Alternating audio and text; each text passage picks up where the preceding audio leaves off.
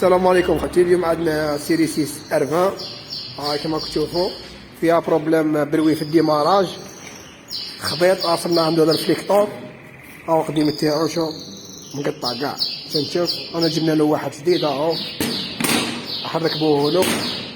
هذه كيما هذه سيري 6 ار 20 هذو ماركتين 4 مونسيون يكونسوميو هذا الفليكتور هذا في الديماراج اللي تسمعوا الخبيط اهو. دونك نمونطيوه له راح نرشق ان شاء الله. مرحبا بكم خوتي فولكسواغن سيرفيس بليده.